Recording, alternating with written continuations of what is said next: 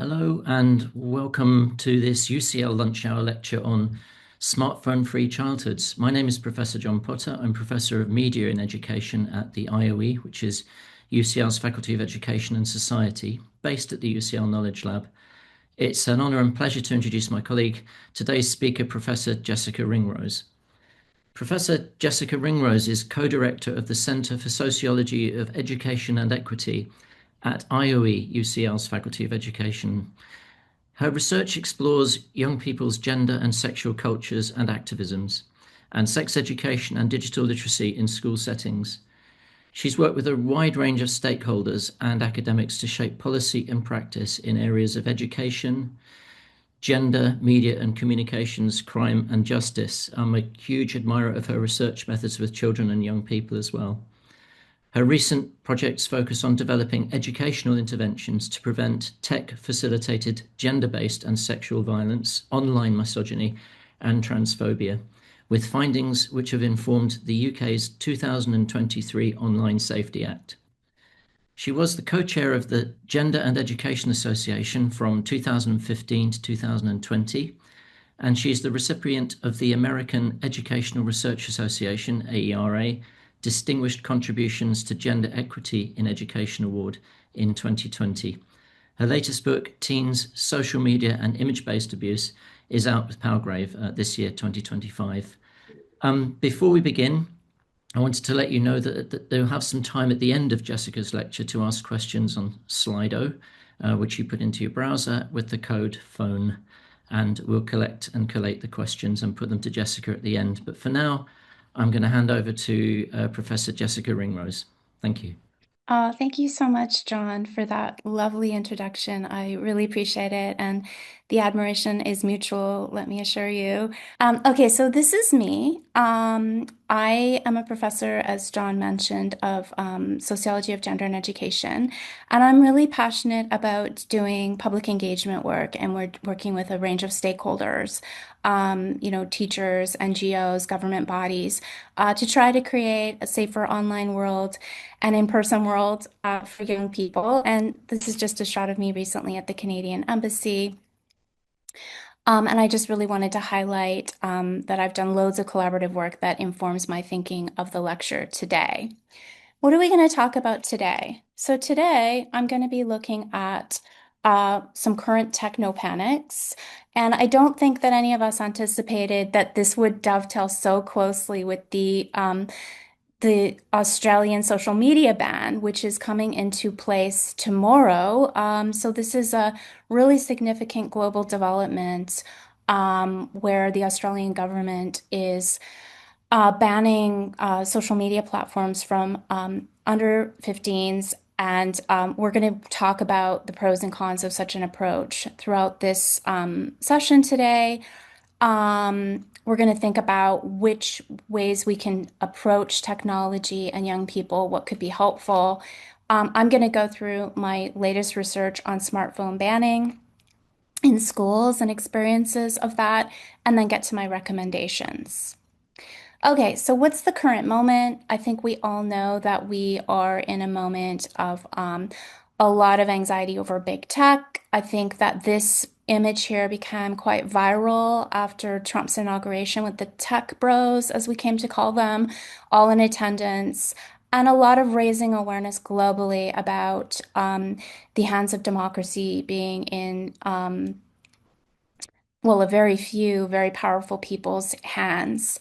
And so there's been this critique of platform capitalism and this intellectual, dominance of these few platforms. These little locks on this image are quite powerful. Google, Facebook, and Apple sort of owning the ideological means of reproduction in our contemporary context. And what does that mean for us?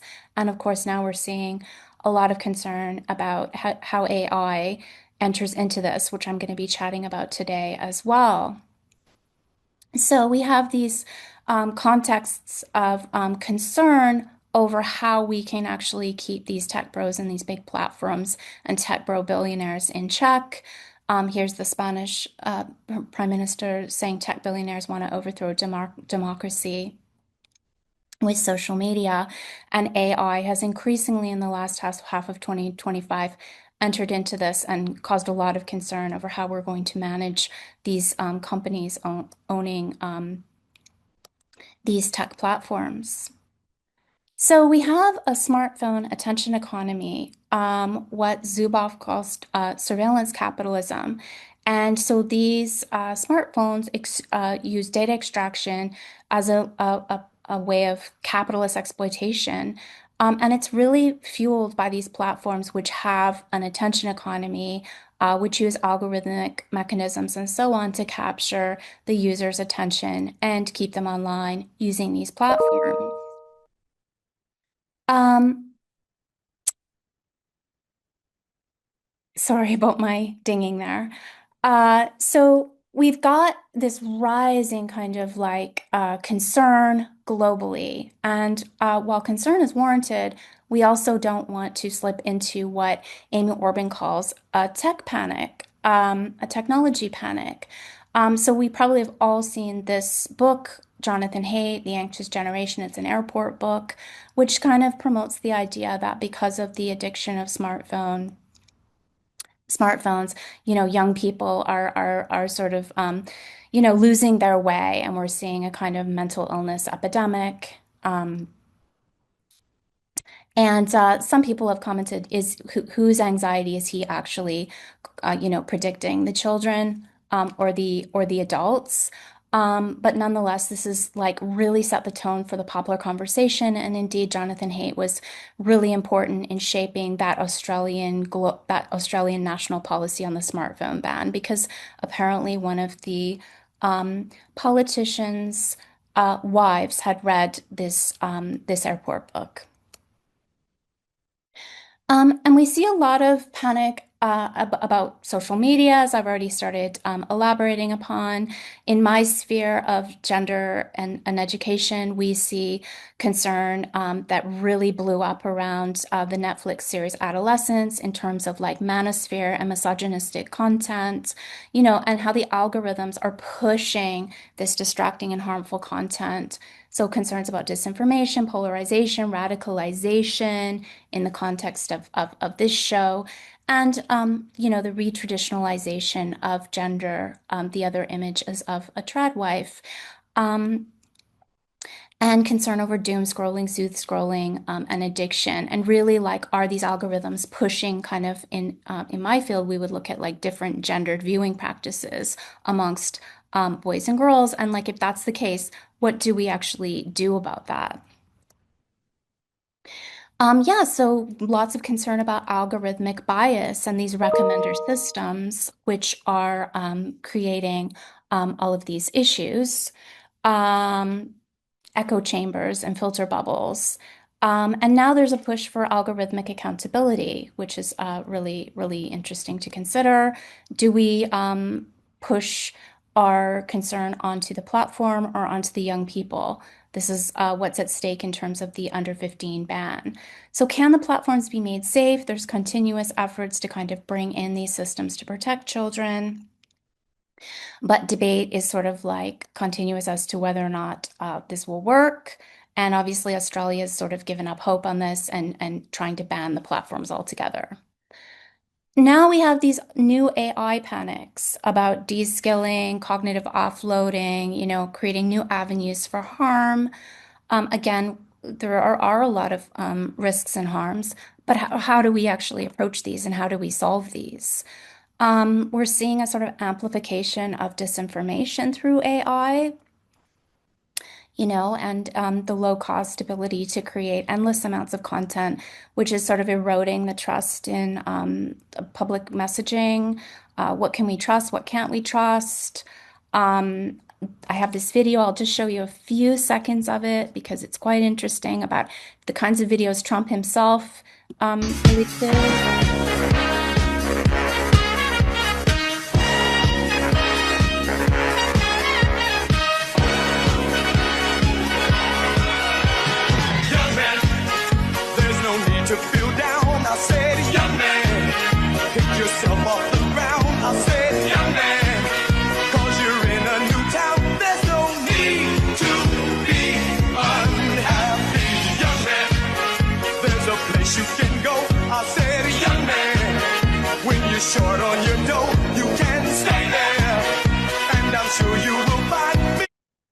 So I guess you get the idea of that. And it is alarming that the President of the United States of America uses these AI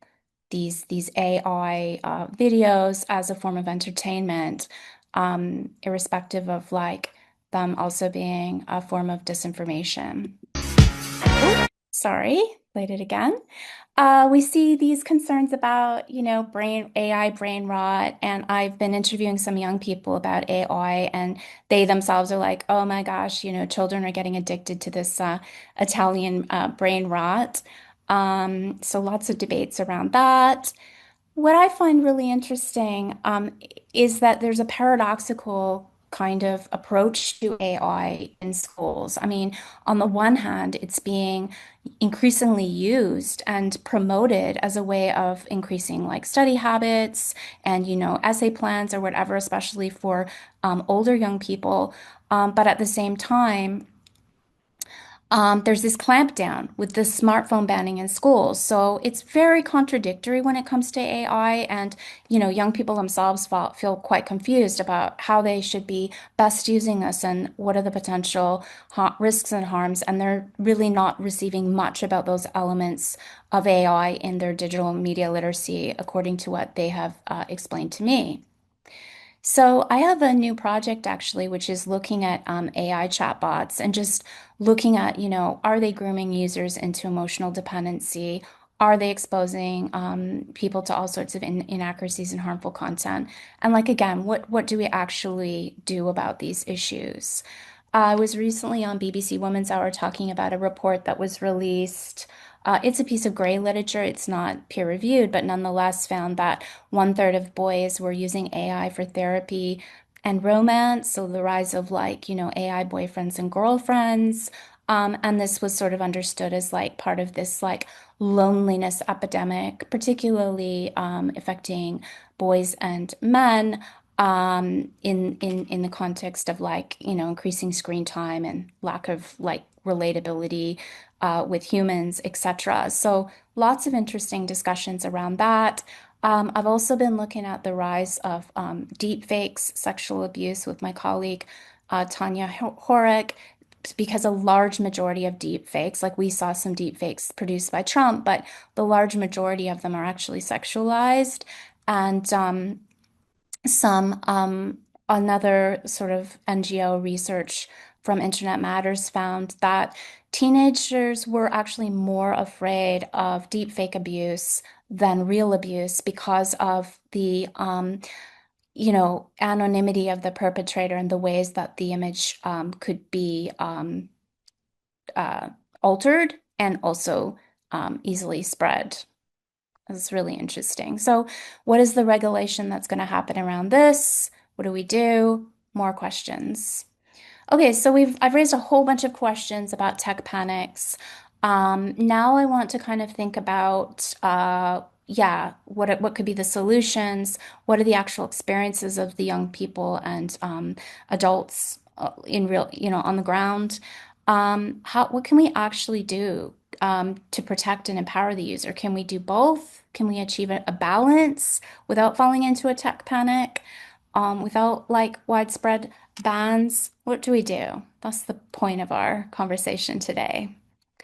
So just to say, there's been a rise in bans which are banning smartphones in schools. So this is different than the Australia social media ban is like banning any young person from having a social media account, like with Meta and so on. This is actually the bans that I'm talking about are the ones where there's regulations and bannings inside of schools. And these range from not being able to bring your phone to school at all, locking up your phone when when you're at school, or other forms of regulation so that you're not using the phone is not being used during lesson time in school, which is obviously sensible.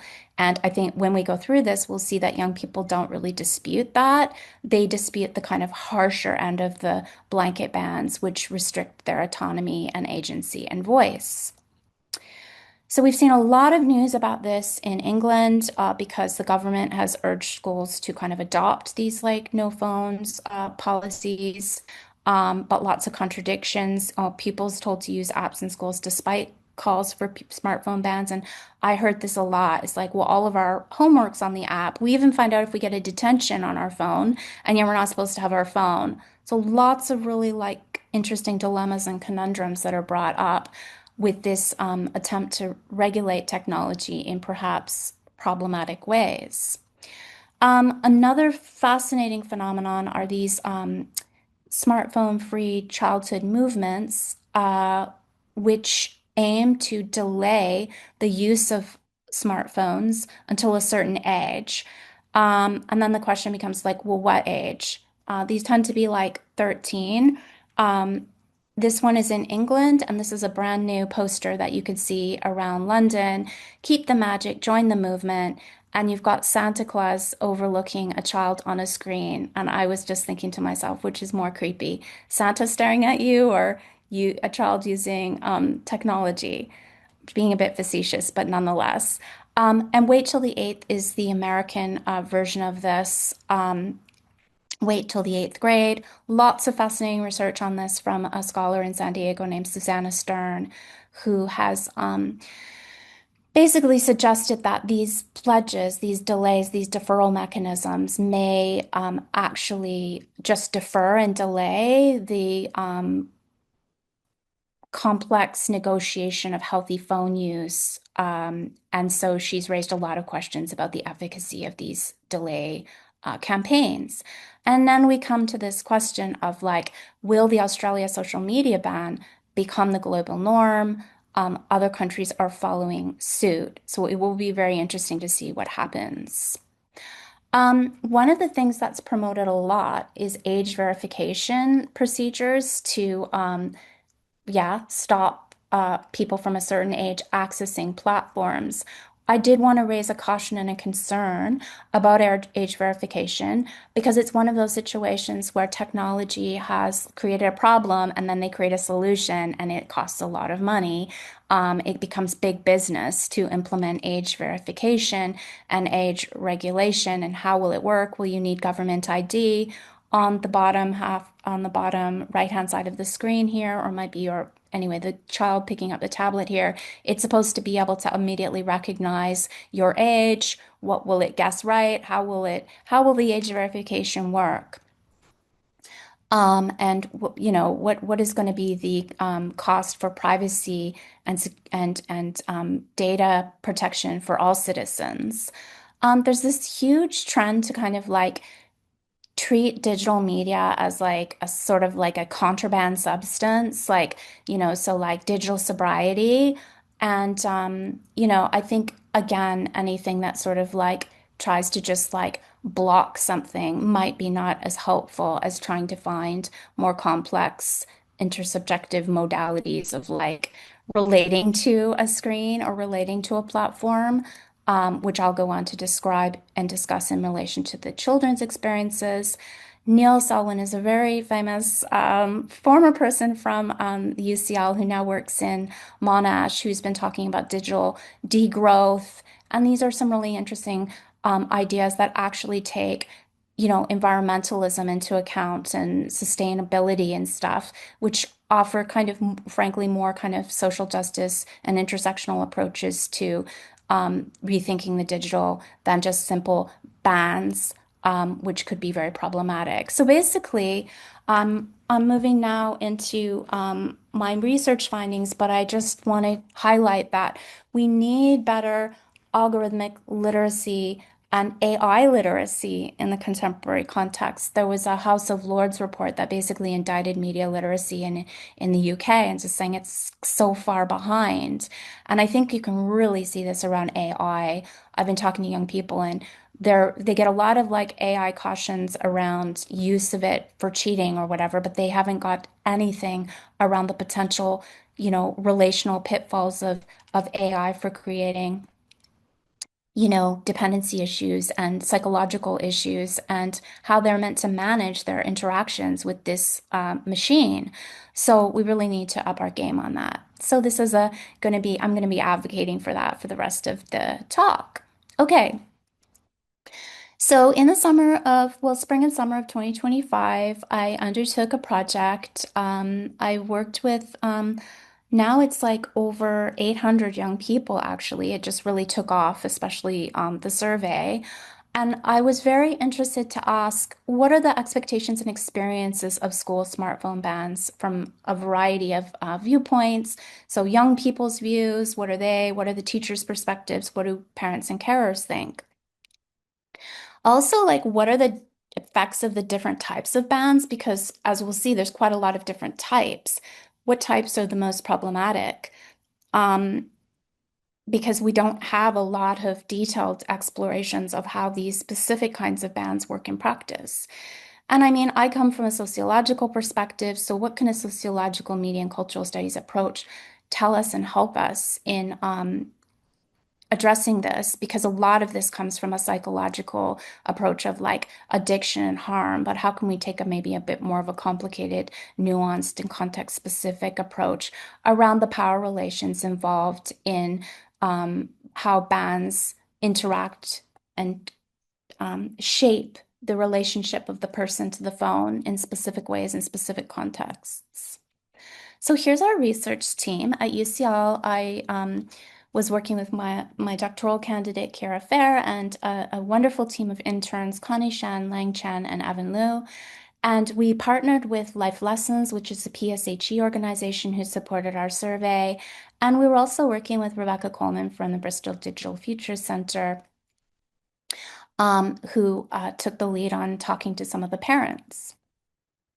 So what was our hypothesis? This is some of them. We were wondering, do smartphone and social media restrictions that are ostensibly aimed at improving educational outcomes also adversely impact young people?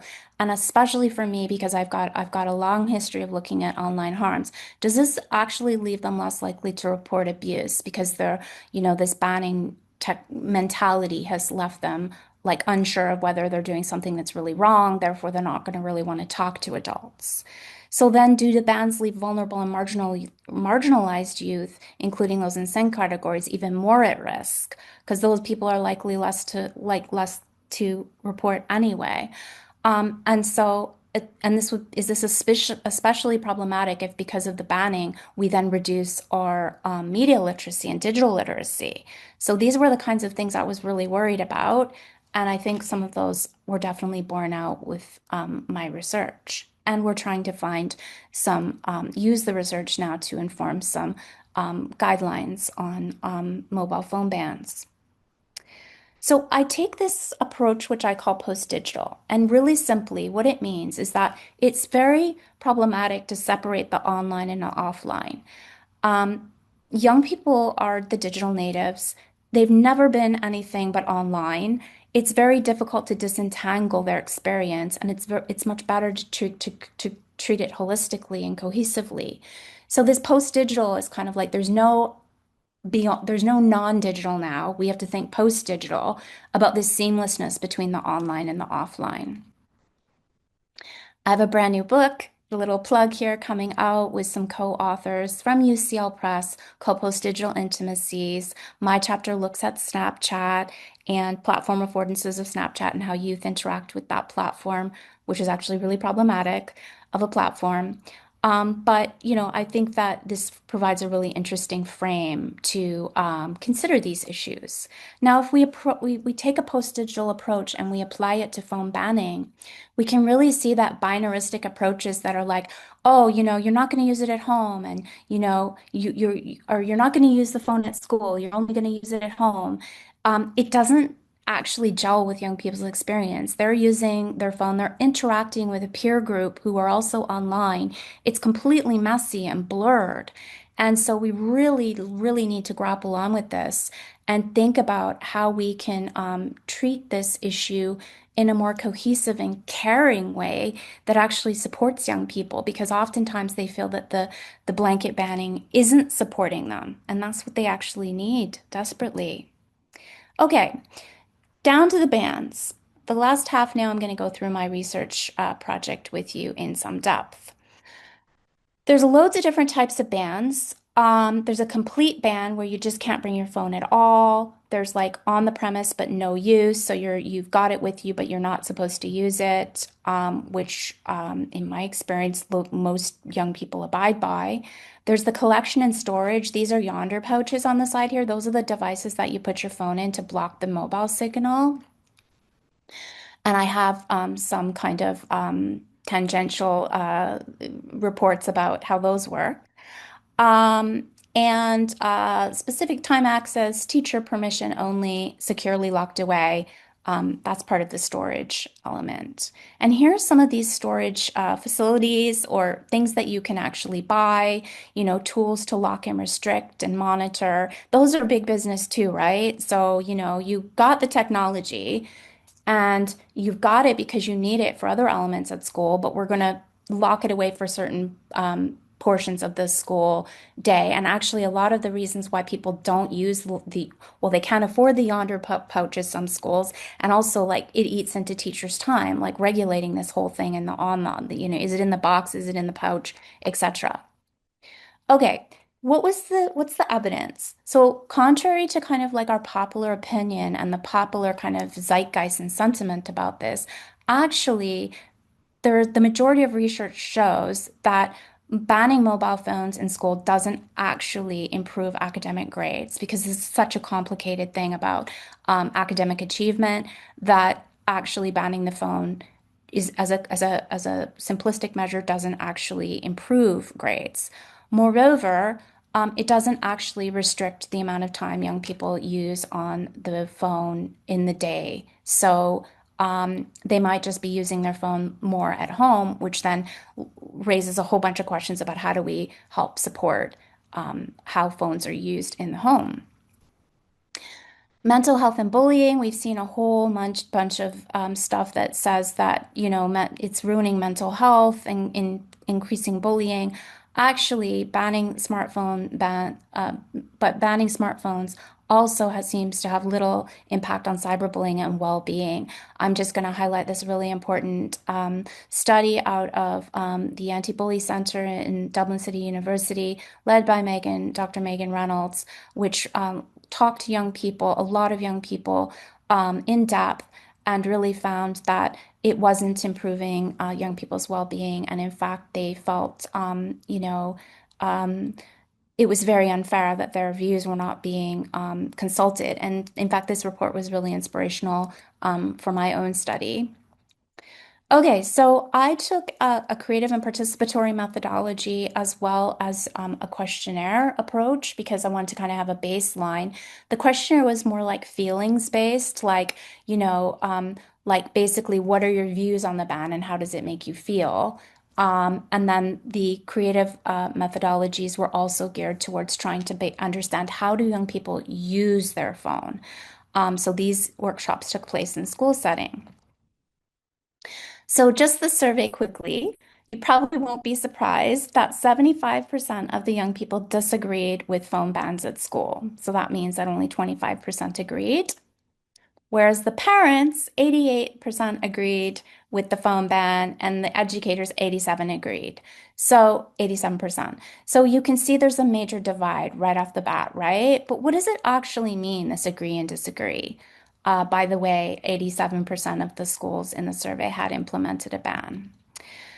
So what does it mean? What are they actually saying? What are they agreeing and disagreeing with? The teachers and parents are viewing the phones as disrupting learning. So loads of quotes here. It's seriously impacting learning, focus, and skills. It's a huge distraction. When they're on their phone, they're missing out on real life. A distraction. Here's parents saying that they need to concentrate more in class without the distractions. So you can see that's a huge theme.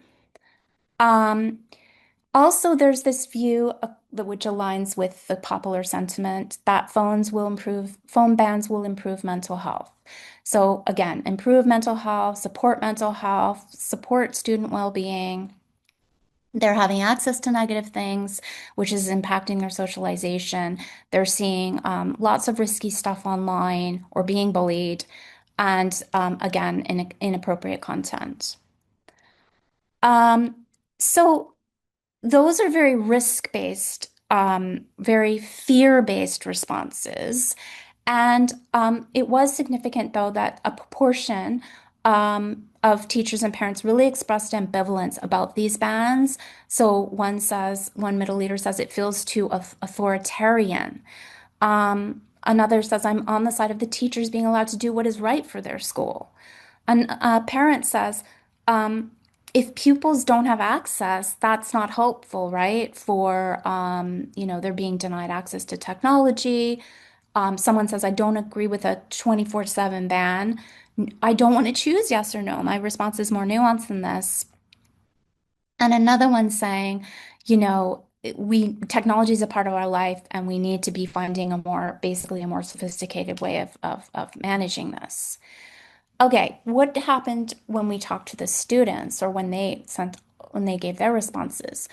They talked about their need for their phone, how the phone was helpful, contacts, emergencies. So you can really see that they feel that the phone is a source of security and support for them, and that not having it, like if you could imagine yourself as an adult watching this, if you're suddenly not allowed to have your phone walking around town, well, how is that actually going to make you feel? And the survey really opened our eyes to how this was experienced by young people when they physically couldn't have their phone and what it meant for them.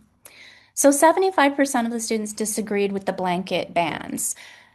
Significantly, I want to underscore, they did not disagree that that they shouldn't have their phone on during lessons. Nobody wanted their phone on during the lesson time. They just want to have more autonomy as to how they can manage their phone themselves. So they're saying, they're necessary for contact. Um, you know, I don't think the phone should be taken from the student, but we should just be restricted during the learning hours. And again, pointing out that schools are using this technology for all kinds of timetables and other things, meaning they're necessary and not very practical to actually ban them. And that the non-essential stuff should be restricted, but the essential stuff shouldn't. It's very sensible. The young people talk about the need for safety. Okay, yeah, it's addictive, but we need them for safety. It takes away my feeling of safety when they don't have the phone. Yes, it can be damaging, but it's important for me to be able to communicate with my parents. If the parents can't get a hold of them, that's a problem, and lots of stuff about security and safety.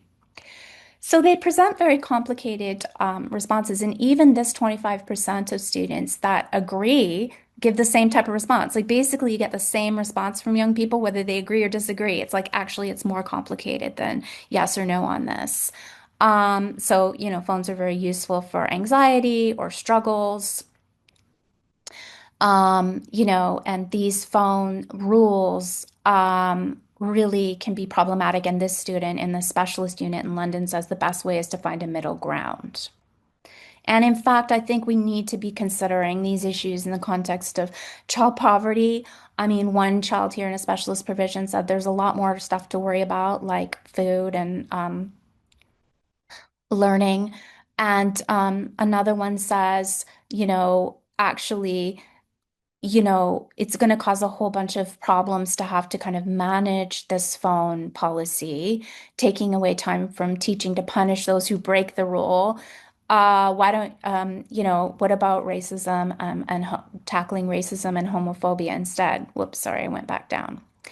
So, yeah, very, very interesting responses from the young people in the specialist and alternative provision who were more likely to express a feeling that they needed these phones for emotional well-being and they needed flexible rules that paid attention to their specific needs. So I worked in 5 schools. I'm going to just go through the qualitative quickly now in the last minutes that I have here. 5 specific types of schools with very specific types of bans, an academy school which had very strict policy, a suburban mixed gender school which had no phones used at the school, a boys' grammar school, and some of the former students had yonder pouches, which I'll discuss, a boarding school where schools were taken away during the whole school week, and an all-girl Catholic um, school where they again had no phone at school, but slightly more lenient. Again, I take a post-digital approach. I think that, we need to try to understand how the tech and the person interact in a kind of post-human way. And I think one of the best ways to do this is to understand how the platforms work, how the actual specific technology is engaged with. And I've tried to find a range of methodologies to look at that. For example, draw your experiences on these smartphone templates. Like what platform, what's happening on which platform. And it's been a very powerful mechanism to kind of show me the kind of content they're seeing or the interactions that they're having online. And we used a lot of other strategies here, like digital timelines, post-its, and rank your app usage. How do your parent? What are the rules at home, etc. I'll go through them. Okay, so Yonder pouches. I'm sure everyone wants to know about these. I just did this research. I just did this interview like a couple weeks ago, and we were asking, did people figure out how to unlock it during the day? What were the ways? Well, you just have to whack it really hard, and I'm gonna set things out for you. And magnets. If you get a really, really, really strong magnet, it opens it. And so these girls were talking about getting around the pouches, and the point of locking your phone away in a pouch all day is almost making you want it more. But if the school's good enough, you don't get caught on your phone anyway. And so really sort of advocating for a more lenient policy that doesn't just simply remove the phone. But even when they do, these girls found some ways around their Yonder pouches. Okay, so I want to go to the academy school. This had the strictest policy in the entire sample. It was no phones were allowed to be brought to school. And so this deputy head teacher, he says that the parents thanked him for implementing this. But he also claimed that the number of incidences that he had had to address during the school day was down by like 96%. And he said the reason why is that parents have to take ownership and responsibility. And he says, are the incidents still happening? Yes, but basically they're not being reported at school. Well, this is actually really problematic because if a young person can't report an incident at school, what if they have no safe place to report? And so just because the incidences of reporting goes down by 96% doesn't mean the actual incidences of harm are reducing.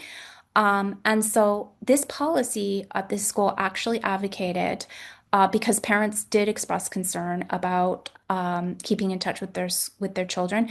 The policy was that you could air tag your children, which is like basically then using surveillance technology, but like in a way that treats the child like luggage, basically, or they could have a brick phone.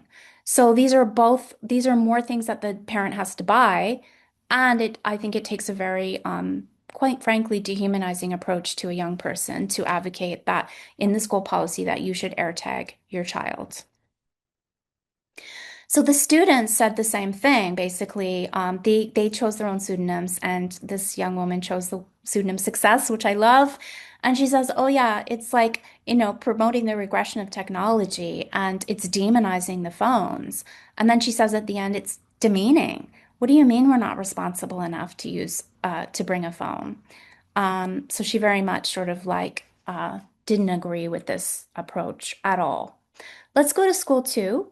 Ben wanted his phone. He wanted to be able to use his phone for mental health, and it's very interesting him being a 13-year-old boy, talking about how he wanted to discuss mental health issues and how they weren't really being addressed at school, and he felt like he really needed his phone to stay in touch and to have support during the day. And he really wanted us to know that the phone was helpful for that and that these issues need to be addressed. You can see here we used all sorts of methods like post-its, and the post-its really powerful here because he says right in the middle there, preventing the usage of phones too much, it gives no leeway. So it was the lack of nuance and leeway in use that was really upsetting for Ben and some others. We use these digital timelines, which can tell us exactly, they were telling us how they use their phone and when. I wake up at 6, I check my phone at 6:05. I wake up at 7, or messages. I wake up at 7. and then I'll go on TikTok. And so we saw the typical day in their life when they use it. And really, they're using their phones mostly at home, which I think really lends itself to like, well, how can parents be better supported and how can the school and parents work together on this issue? Lots of interesting things. Some of our school sites, there was actually influencers in their age that were selling makeup products. Oh, I'm gonna jump through that video just to go on to talk about, whether or not we need to think about how we do digital literacy around influencers. This was, young people that had parent managed accounts that were generating like over 1 million followers and getting makeup deals. And I actually, as a gender scholar, do find that problematic. And I think that these things need to be on the radar of schools in terms of like critical media literacy about the business models of social media platforms and so on. That doesn't mean banning it. It means actually having a conversation about how does this work in terms of the wider economy. Yeah, lots of children complaining that their parents were regulating them in kind of like unfair and sporadic ways, and that they had been, they didn't have the opportunities they wanted to like actually play outside.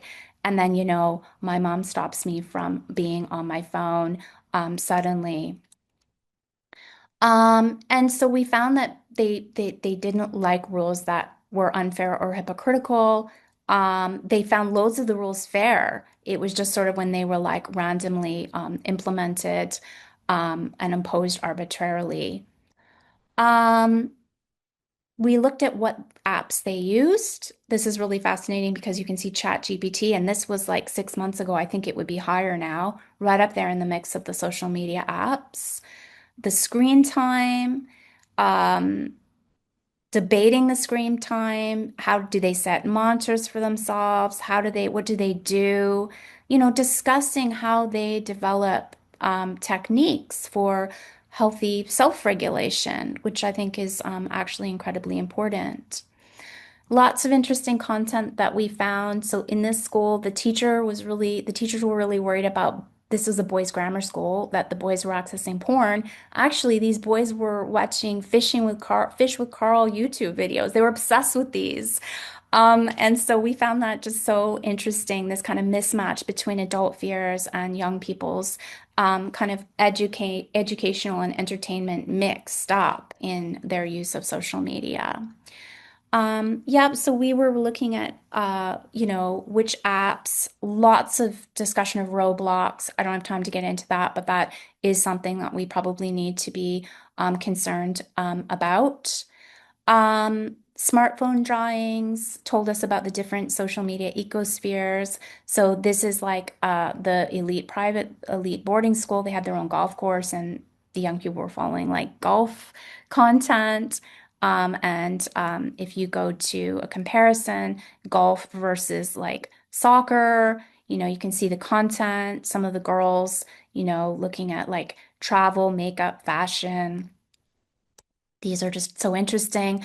Really, really cool discussions of how ChatGPT worked. So this was like a girl saying, like interacting with ChatGPT about like her school work. Oh yeah, I did my presentation today, and ChatGPT's like, yeah, I knew you were gonna smash it. Tell me everything I need to know, the vibe, the questions, how are you feeling? And basically she's saying like, ChatGPT's vibing with her. And then it gets to a certain point and then it shuts off and goes back into kind of like robot mode because it wants you to like get the paid for version and service. So very smart about how ChatGPT is working. Also, here we start to get into, I think that there's maybe a dark side if they become too attached to the ChatGPT, issues of like having it as a friend or boyfriend or girlfriend. Really, really interesting. And I've done a bit of subsequent follow-up on this, about young people saying AI is making us too dependent. It's not helping us. It's not helping our critical thinking. One says it's corrupted my morals. Um, they are very aware of this kind of context of potential AI dependency and how the pandemic might have affected how they interact. And now it's like easier to talk to like a screen than a real person. Also, lots of really interesting fears about AI taking away their jobs. One here says, I heard that radiologists does like the doctors, they look at the scans, and I'm hearing that AI will take over that job. So, I'm just going to be the person that takes the scan rather than the doctor. So that's kind of horrifying. So I'm wrapping up now. This is the last minute. Basically, our project has kind of looked at how young people's smartphone use is socio-digital and post-digital. It's all completely intermeshed in their everyday life. They're using their phones in complex ways. These bans that seek to sever or shut off the use in very severe ways are really problematic. They can be very contradictory, and they don't necessarily help promote healthy phone use. The young people are very worried that the blanket bans are denying them their rights. And given that the screen time's mostly at home, how can we better support parents? Um, and yeah, our recommendations are for better school-based media literacies, better parent and intergenerational media literacy, that would be key. And also schools and parents taking a joined up approach instead of a hot potato like we saw with that phone, with that one where it's like, oh, now it's the parents' responsibility. Well, actually has to be a joined up approach to keep young people safe in this rapidly changing technological world. That's it. This is the QR for the Slido. Thank you so much for listening. And I'm looking forward to the conversation and questions now.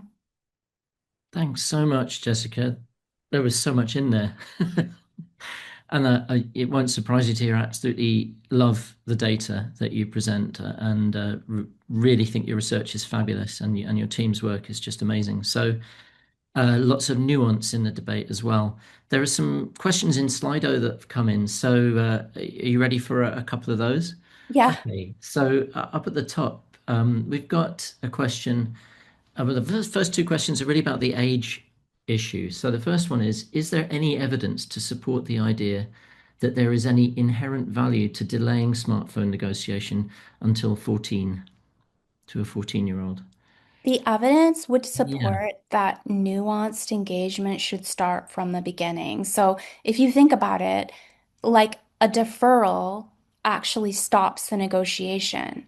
And then what? And then the task is going to be a lot harder once the young person reaches a more mature Mm. age. So I am personally against these deferral mechanisms. I don't think they work for other types of phenomenon in the world either. And abstinence approaches have never worked around sex or, around like alcohol.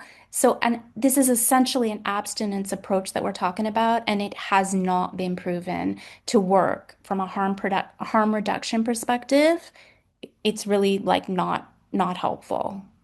I think that kind of deferral and abstinence approach is being questioned by the second question in the Roaches.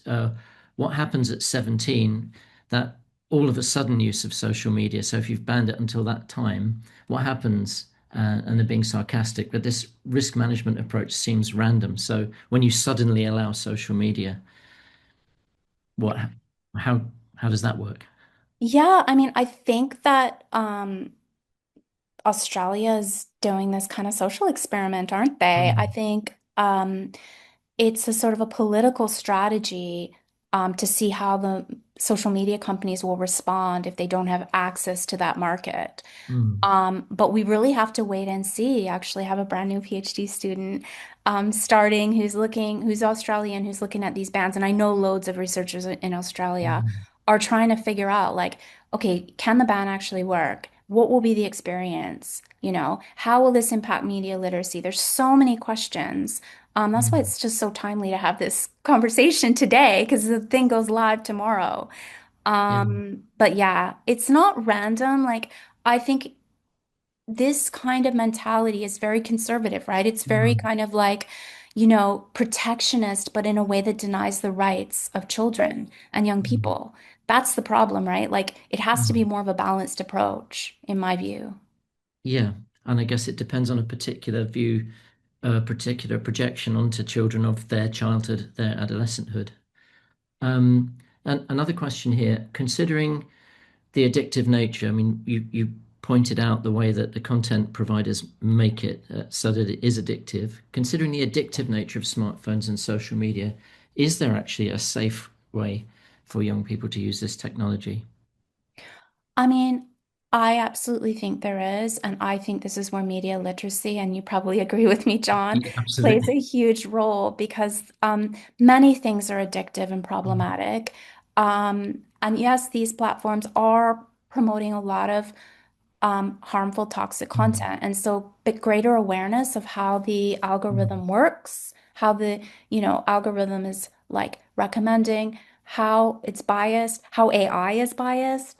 These things are right there. We know them. We could easily mm. incorporate them into citizenship or, more a broader media literacy, which we've got a curricular review now, Yeah. Becky Francis leading on that.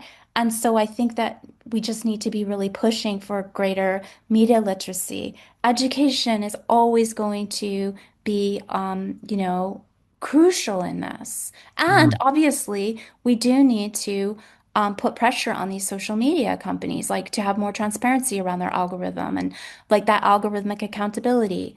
But it needs to be a very, I think, complex, multi-pronged approach, not just a simple one. Yeah, yeah. And I think the multi-pronged approach that you've just advocated is really useful. You think about the end of adolescence where the parent utterly collapses and blames himself for everything that's gone on, whereas like, there's no education, there's no, regulation doesn't seem to be present in that conversation. Oh, that's a really important point, I think, Yeah, because it's deeply individualizing, isn't it? yeah. Especially these like parent pledges. I'm Mm, a parent and I'm going to individually like do this and sign up, but like, where's the kind of collective responsibility, the community engagement? mm.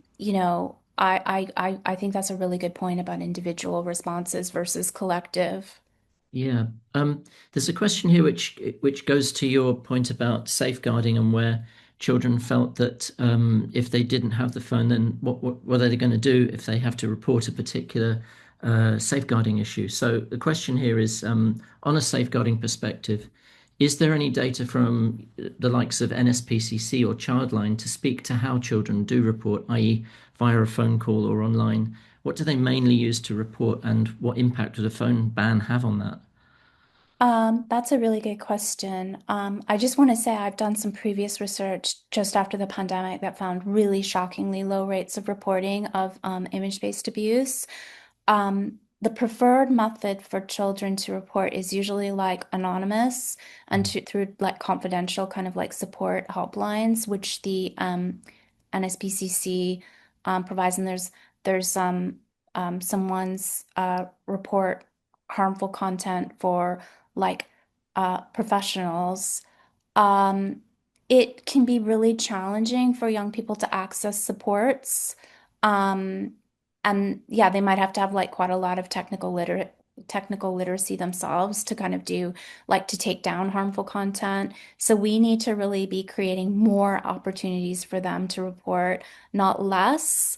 Mm, But yeah, if the person's seeking kind of like um support line, like yeah, the NSPCC and their website would be really good to go to find out more sure, about that. sure. There's a question specifically about Snapchat, which you alluded to early in the talk.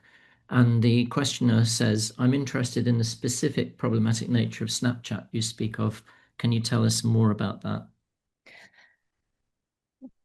Snapchat has a lot of problems. I mean, it was designed with ephemerality because it disappears.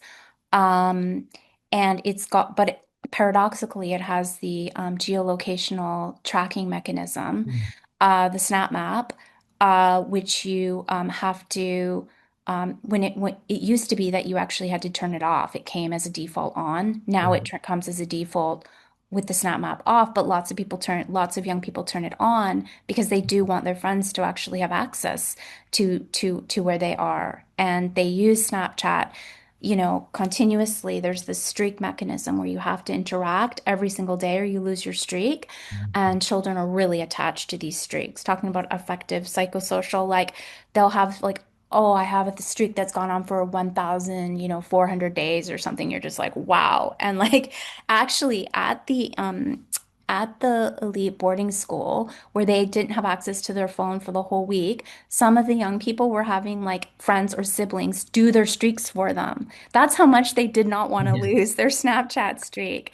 So, I mean, Mm, it's so paradoxical because they love using it, they're enjoying using it, they're staying in contact, but it can open them up to mm, risks, especially if they turn off the privacy settings so that they can have more and more and more contacts, which is what we found, which is where they can be, getting content they don't want from all sorts of nefarious actors that will try to you know, exploit these vulnerabilities. mm. Um, so yeah, I could go on about Snapchat for a long time. It can, yeah, Yeah, it's its own ecosystem, isn't it? yeah. Um, I think probably got time for another question, and that's why is it that you think that the work of Jonathan Haidt and others has taken off? Do you have an analysis as to why these more extreme views are more popular, influential? How does that work as part of the whole debate? Yeah, I think that's a really great question. And I do think it's part of Amy Orban's kind of analysis of techno panics. And I think that it makes it's good press, isn't it? Like Mm, that's why it's an airport book. It's in every bookshop because it's like when mm, you pick up, it's like, oh, it's diagnosing this kind of like social problem. mm, But it's very simplistic. I mean, there's always an element of truth to some of these things, right? Like, of course, of course, young people, well, they've always had anxiety, but to diagnose an entire generation as having to be anxious because of these devices, it's just a very simplistic thing, but it sort of sells, doesn't it? And it mm, ties into kind of like a wider media sphere where we thrive on these kind of really kind of like adrenaline fueled panics, right? mm. So I think we need to be very cautious when we see these kinds of um, for profit. He's made a lot of money on that book. For profit kind of Mm, books that are kind of like tapping into some panic and then offering some kind of easy solution. But mm, it's phenomenal. If you go back to that story, which I actually heard at the Association of Internet Researchers from Australian scholars that had found out that, a politician's wife had read Jonathan Haidt's book and it had then influenced the entire policy of Australia. So they can have huge impact. yeah, And I think that simplicity sort of sells, and that people are concerned and they want a yeah. solution, but there's got to be a multi-pronged approach if I go back to that. Yeah, I think so. It feeds into anxiety and kind of promotes the anxiety. But I guess it does start the debate. But I think your work is so important for putting the kind of nuance back into it. And most importantly, I probably would say this, actually talking to young people and hearing and making sure that they're agentive in your work. So thanks very much for sharing your work. It's been a really fantastic lecture. Would you mind sharing the slide for the feedback QR? I think it's the last one, second to last one. Yeah, there we Um, go. Please send yeah, our feedback. thank you. Just to let people know as well that there's a UCL podcast, The Bridge by Disagreeing Well. That's available now on episode 1, and that's at Should We Ban Social Media for Children with Daniel Angus and Jennifer Powers, and that's available on Apple Podcasts, Spotify, Overcast, and Amazon Music. And just also to let you know that the next lunch hour lecture will be on the 13th of January at 1 p.m. And that is more land or higher yields, comparing paths to more food. But for now, thanks very much, Jessica. Brilliant. Thank you. Thank you. Bye.